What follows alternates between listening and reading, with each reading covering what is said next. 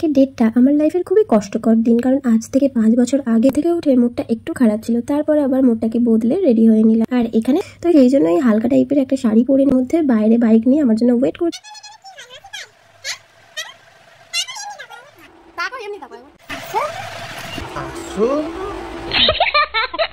একটু হয়তো অবাক হচ্ছে না এই ভিডিও ক্লিপটা দেখে, সে তো হবেই, এটাই হলো কাছাকাছি বিয়ে করার একটা সুবিধা। ভীষণই গরম হচ্ছিল এত লোকের মাঝে, তো তারপরে অবশেষে বান্ধবীকে খুঁজে পেলাম।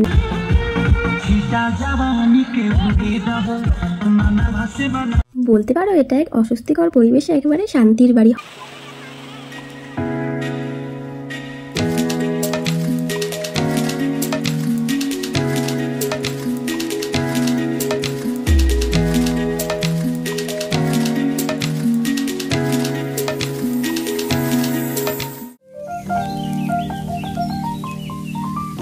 হ্যালো এভরিওয়ান, কেমন আছো সকলে? আশা করি সবাই খুব খুব খুব ভালো আছো। তো সকলকে গুড মর্নিং আর সুমনাস ওয়ার্ল্ডে সবাইকে স্বাগত জানিয়ে আজকের ভিডিওটা আমি স্টার্ট করছি। তো এখন বাজে সকাল 9টা, আমি স্নান সেরে দেখো ঠাকুরের জন্য ফুল তুলে নিচ্ছি। আর আজকের ডেটটা আমার লাইফের খুবই কষ্টকর দিন, কারণ আজ থেকে 5 বছর আগে আমি আমার বাবাকে হারিয়েছিলাম। খুবই কষ্ট পেয়েছিলাম। কেটে গেছে দেখতে দেখতে 5টা বছর, কিন্তু সময় তো আর থেমে থাকে না বলো। তাই বাবাকে আজকে ফুল মিষ্টি জল ধূপ টুপ দিয়ে আমি রেডি হয়ে নিচ্ছিলাম।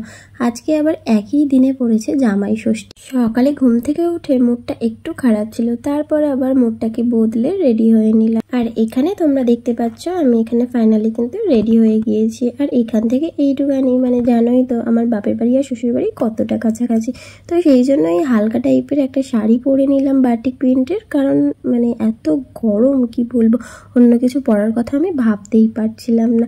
তো চলো আমি অলমোস্ট রেডি, আর সবাই মিলে বেরিয়ে পড়া যাক। তো রৌনক আর রৌনকের পাপা কিন্তু এর মধ্যে বাইরে বাইক নিয়ে আমার জন্য ওয়েট করছে, বাট আমি এই ভিডিও ক্লিপগুলো নেব বলে।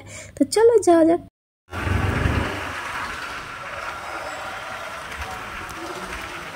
5-10 মিনিট হাঁটলেই যেখানে হয়ে যায়, সেখানে জামাই বাবা জীবন আবার বাইক নিয়ে যাবে। তো চলো বাইকে করেই যাওয়া যাক। আর চলে এসেছি আমার পাড়ার রাস্তাতে, আর দেখতেই পাচ্ছ চারিদিকে সবুজে সবুজ গাছপালা।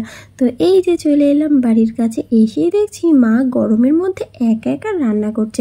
আর এদিকে দাদা বৌদিও বেরিয়ে পড়েছিল সকাল সকাল জামাই ষষ্ঠীতে, কারণ অনেকটা দূর যেতে হবে বারুইপুর যেহেতু, তো সেই জন্য মা এখানে একা একাই অ্যারেঞ্জ করছিল সমস্ত কিছু। তো চলো এবারে ঘরের দিকে যাওয়া যাক। একটু হাওয়া খেয়ে ড্রেস ফ্রেস চেঞ্জ করে মায়ের হাতে হাতে কাজ করবো। আর এদিকে দেখো দুজনে মিলে হাল্লাক দিয়ে দিয়েছে, একেবারে শুয়ে পড়েছে বিছানায়। আর এদিকে যে পরিমাণে গরম পড়েছে, আমি তো শাড়ি টাড়ি চেঞ্জ করে একটা নাইটি পরে নিয়েছিলাম। আর এই ভিডিও ক্লিপটা দেখছো, এটা হলো জামাই ষষ্ঠীর আগের দিন সন্ধ্যেবেলা।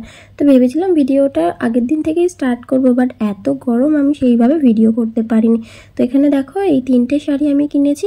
প্রতি বছরই কিন্তু আমার মায়ের সাথে আমি শাশুড়ি মাকেও জামাই ষষ্ঠীতে কিন্তু শাড়ি দিই। আর এইবারেও 2টো কিনেছিলাম, বাট গরমের সময় এই শাড়িগুলো বেশ ভালো লাগে, তাই আমিও নিজের জন্য একটা কিনে নিয়েছিলাম। আর এদিকে দেখ আমি রেডি হয়ে চলে এসেছি মাকে হেল্প করতে, সাথে সাথে কিন্তু জামাই বাবা জীবনও চলে এসেছে। মা একটু দোকানে গিয়েছিল, তো আমরা দুজনে মিলে একটু রান্না বান্না কমপ্লিট প্রায় করে। আর কি বিচ্ছিরি গরম। রান্না কমপ্লিট করে এসে ঘরে এসে দেখলাম মা এখানে সমস্ত কিছুই কিন্তু একা আয়োজন করে ফেলেছিল। আর এখানে কিন্তু বাবার জন্য একটা প্লেট রয়েছে, বাবাকে দেওয়ার পরে কিন্তু মা তার জামাইকে ফল খাইয়ে দেবে।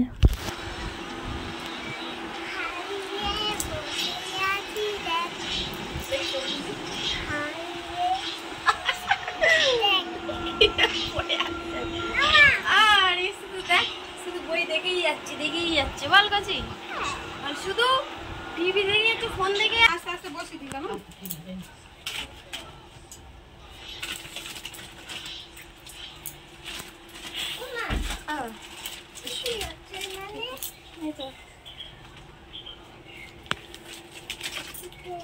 দোকানে তো লোক এসেই যাচ্ছে, মা যে ফলটা দেবে ডালাটা ধরে সেটাও দিতে পারছিল না, খালি দোকানে লোক আসছিল। তো এখানে আমি বাবাকে এখন দিয়ে দিচ্ছি। আর তারপরে দেখো মা কিন্তু এখানে রৌনকের পাপাকে খাইয়ে দিচ্ছে। আমাদের কিন্তু জামাই ষষ্ঠীর অনেক রীতিনীতি ওগুলো কিন্তু নেই, জাস্ট মা শুধু উপোসটা ভঙ্গ করে দেয়।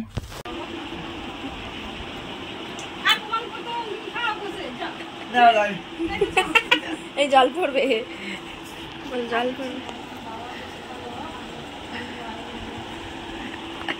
না এবার খাও, মার গালাটা কিছু দিয়ে দাও, ইয়ে করে রয়েছে, দাও দাও না দাও।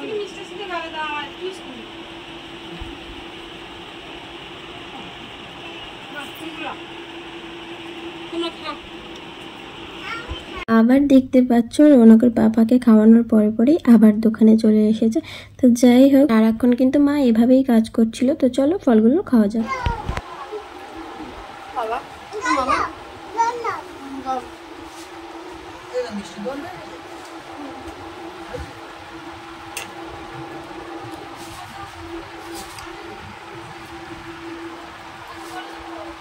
আমি বাড়িতে পৌঁছেছিলাম 11:30 নাগাদ। আর তারপর 12টার পরের দিকে ওই ফল টল খাওয়া, অত ফল তো খাওয়া যায় না, তাই একটুখানি করে খেয়ে কিন্তু আমরা ফ্রিজে তুলে রেখেছিলাম। আর তারপরে এই যে আজকের মেনু, অর্থাৎ মানে সেই দিন জামাই ষষ্ঠীর মেনু, সেটা তোমাদের সাথে শেয়ার করছি।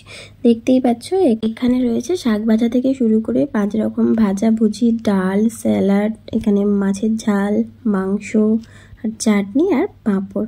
আমরা 3 জনে মিলে একসাথেই খেতে বসেছি আর রৌনককে একটু আগেই খাইয়ে দিয়েছি। আমাদের বাড়িতে যখনই আসি কোনো অকেশনে, আমি কিন্তু বাবাকে খুবই মিস করি। তাকাতে গিয়েও তাকায় না, তাকায় না কেন, কি হয়, হাসি পায়? হ্যাঁ তাকো তাকো, এমনি তাকো একবার।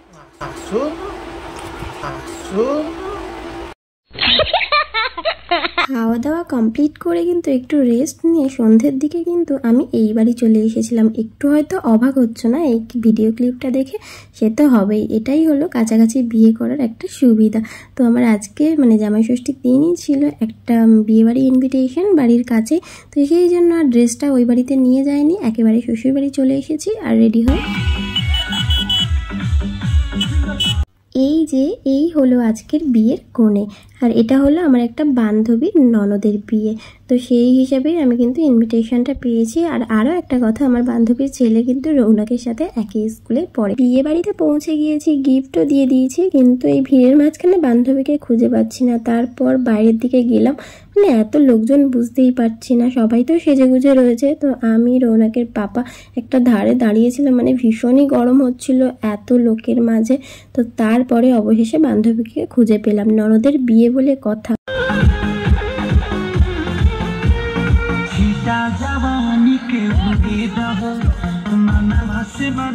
বলতে পারো এটা এক অস্বস্তিকর পরিবেশে একেবারে শান্তির বাড়ি। হঠাৎ করে খাবার টেবিলে পৌঁছেছি, সিটে বসলাম আর হঠাৎ কোথাও কিচ্ছু নেই, কি জোরেই বৃষ্টি নামলো। তো বৃষ্টির জন্য খাওয়া দাওয়াও একটু মানে দেরি হচ্ছিল, কারণ টেবিলগুলো তখনও পর্যন্ত পরিষ্কার করা হয়নি।